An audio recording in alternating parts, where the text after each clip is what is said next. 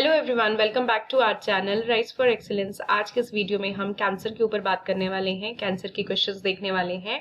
ये टॉपिक भी जो है काफी इंपॉर्टेंट है आपका, और इस वीडियो में भी आपके थोड़े हाई लेवल के क्वेश्चंस हैं। तो चलिए आज का वीडियो शुरू करते हैं। सबसे पहला क्वेश्चन आपका P53 प्रोटीन के ऊपर है।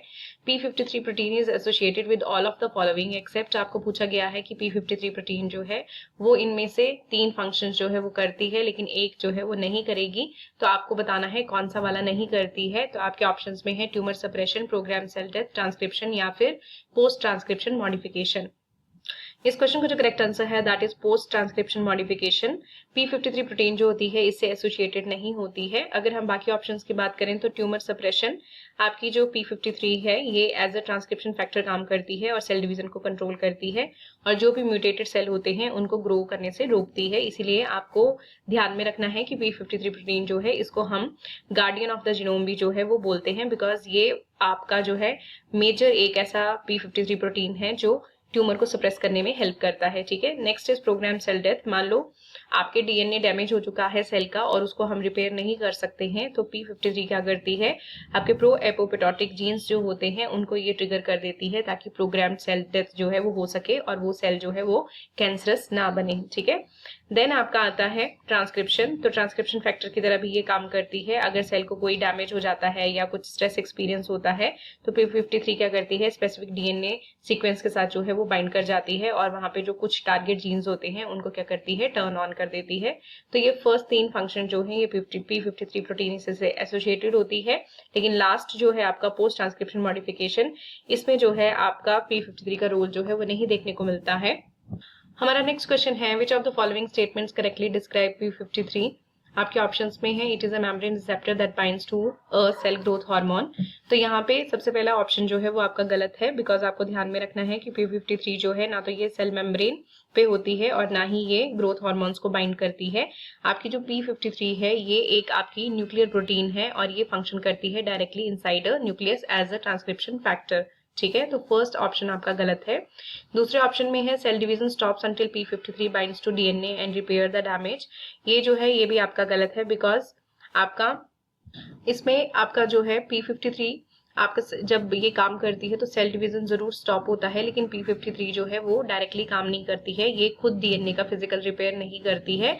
ये क्या करती है कि कुछ सिग्नल्स को जो है वो भेजती है और आपके जो स्पेसिफिक डीएनए को रिपेयर करने के एंजाइम्स होती हैं उनको जो है वो ये काम करवाती है। ठीक है, तो ये ऑप्शन भी आपका गलत हो जाएगा, खुद ये डायरेक्टली रिपेयर नहीं करती है, ये ध्यान में रखना है। नेक्स्ट ऑप्शन है आपका P53 is an example of oncogene. तो ये गलत है। P53 जो है ये ट्यूमर सप्रेसर जीन है।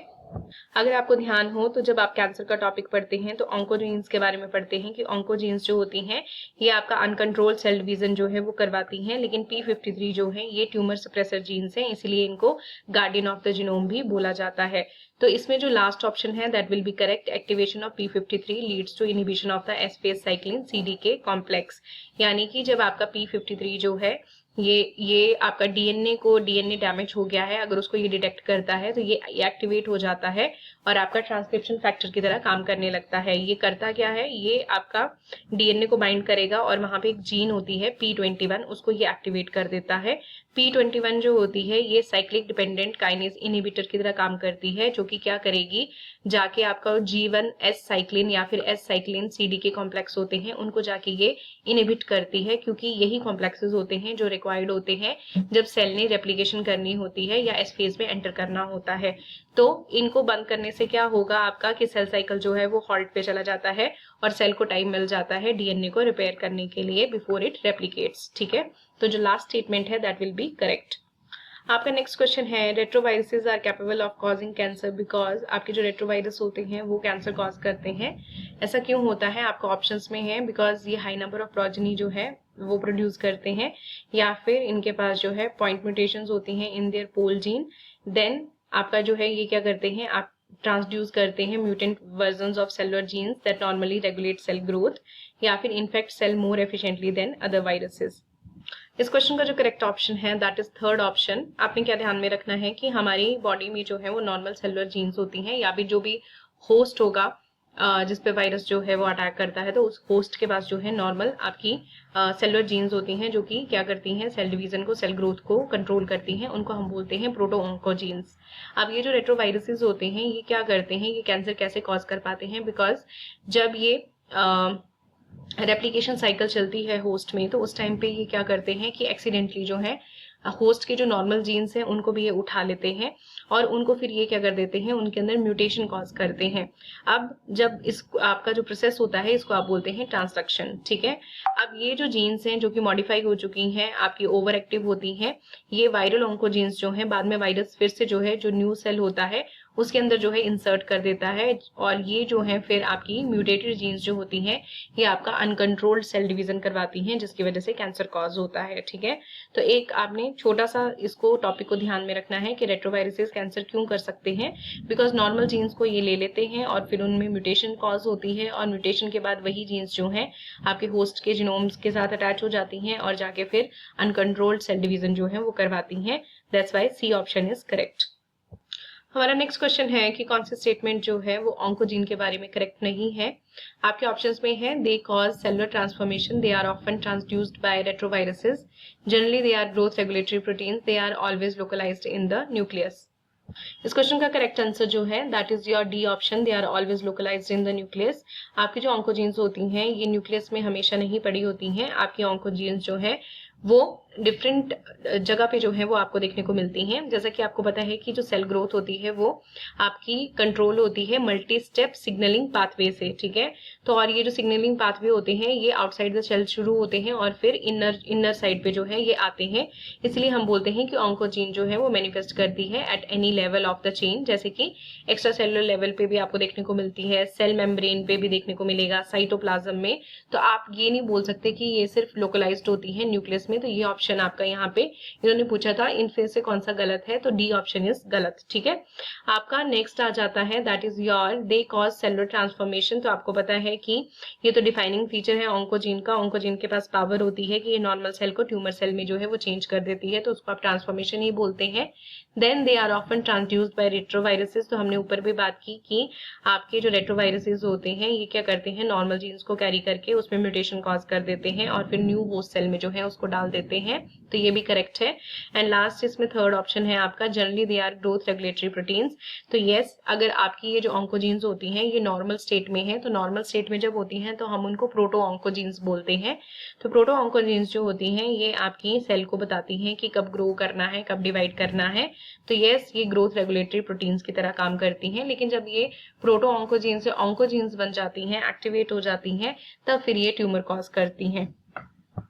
हमारा नेक्स्ट क्वेश्चन है, proto oncogenes are oncogenes found in transforming retroviruses. तो फर्स्ट ऑप्शन जो है वो आपका गलत है, बिकॉज आपके जो रेट्रोवायरसेस होते हैं उनके अंदर वायरल ऑन्कोजीन्स होती हैं, ना कि proto oncogenes. Then second option है आपका ऑन्कोजीन्स प्रेजेंट इन प्रोटोजोआ, तो ये भी आपका गलत है। Third is genes encoding and oncogenes related proteins in extinct organism. तो आपको ये पता है कि जो ऑन्कोजीन्स हैं, स्पेशली जो प्रोटो ऑन्कोजीन्स होती हैं, वो हर एक सेल में जो है वो पाई जाती हैं और आपके फुली एक्टिवेटेड होती हैं, एब्सोल्युटली नेसेसरी होती हैं लिविंग ऑर्गेनिजम्स के लिए। तो ये आज की डेट में भी हम इसके बारे में स्टडी करते हैं। तो ये एक्सटिंक्ट ऑर्गेनिजम्स में जो है पाई जाती थी, ये गलत हो जाएगा। देन लास्ट है आपका, proto oncogenes are cellular genes encoding protein related to viral oncogenes. ये यहाँ पे जो है आपका करेक्ट आंसर है। प्रोटो ऑन्कोजीन्स जो है ये सेलुलर जीन्स होती हैं जो कि आपका वायरल ऑन्कोजीन्स के लिए जो है प्रोटीन्स को एनकोड करती हैं। अगर आप इसके बारे में देखेंगे तो जब साइंटिस्ट जो थे उन्होंने इनके बारे में स्टडी करना शुरू किया ऑन्कोजीन्स के बारे में रेट्रोवायरसेस में, तो उन्होंने ये पाया कि जो रेट्रोवायरस थे उन्होंने ऑन्कोजीन्स को जो है वो इन्वेंट नहीं किया है। आपके प्रोटो ऑन्कोजीन्स जो होते हैं वो हर हेल्दी सेल के पास होते हैं और इनका नॉर्मल काम क्या होता है, प्रोटीन्स जो आपका सेल ग्रोथ है, सेल डिवीजन है, डिफरेंशिएशन है, उसको रेगुलेट करना।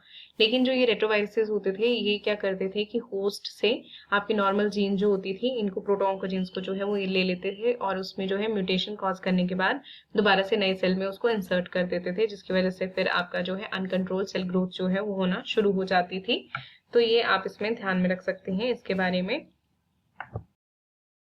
हमारा अगला क्वेश्चन है, which of the following is not a property of cancer cells, lack of density, dependent inhibition of cell proliferation, loss of contact inhibition of movement, fail to undergo apoptosis, या फिर increase requirement of extra cellular growth factors. इस question का जो correct answer है that will be increase requirement of extra cellular growth factors. आपको ये पता होना चाहिए कि जो नॉर्मल हेल्दी सेल होते हैं ये हाईली डिपेंडेंट होते हैं एक्स्ट्रा सिग्नल्स पे। जब ये डिवाइड करते हैं तो इनको जो है केमिकल इंस्ट्रक्शंस नेबरिंग टिश्यू या ब्लड स्ट्रीम से जब तक नहीं मिलती है तब तक ये डिवाइड नहीं करते हैं। ये तभी डिवाइड करते हैं जब इनको ये एक्स्ट्रा सेलुलर ग्रोथ फैक्टर्स जो हैं वो मिलते हैं, ठीक है। और जो कैंसर सेल होते हैं उनकी ये प्रॉपर्टी नहीं होती है, उनको जो है वो एक्स्ट्रा सेलुलर ग्रोथ फैक्टर्स की जो है वो ज़रूरत नहीं होती है, बिकॉज ये जो है आपके कैंसर सेल ये इतने सेल्फ सफिशिएंट होते हैं कि ये अपने फैक्टर्स जो हैं वो खुद ही बना लेते हैं, जिसको आप ऑटो क्राइन स्क्रीशन बोलते हैं।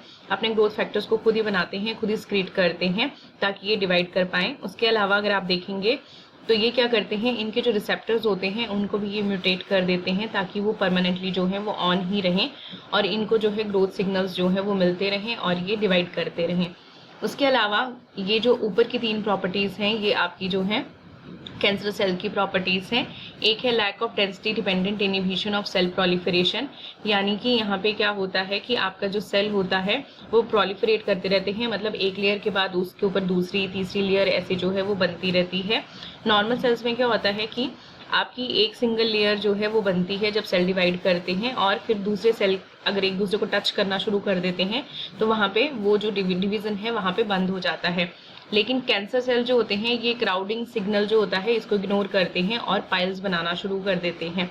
दूसरा आपको पता है कॉन्टैक्ट इनहिबिशन की प्रॉपर्टीज आपको नॉर्मल सेल में देखने को मिलती हैं।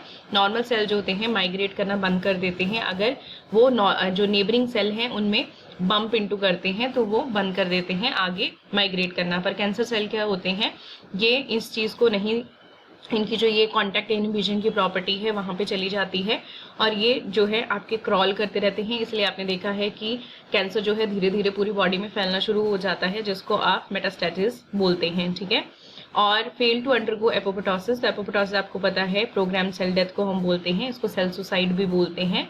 तो नॉर्मल सेल जब डैमेज हो जाते हैं, रिपेयर नहीं हो सकते हैं, तो क्या होता है कि आपका ये जो प्रोग्राम सेल डेथ है ये करवा दी जाती है। लेकिन कैंसर सेल जो होते हैं ये क्या करते हैं एपोप्टोटिक पाथवेज जो होते हैं जैसे कि P53 वाले पाथवे हैं इनको ही ब्लॉक कर देते हैं, जिसकी वजह से ये इनडेफिनेटली जो है वो रेप्लिकेट करते रहते हैं। तो ये कुछ प्रॉपर्टीज हैं कैंसर सेल की जो आपको पता होनी चाहिए।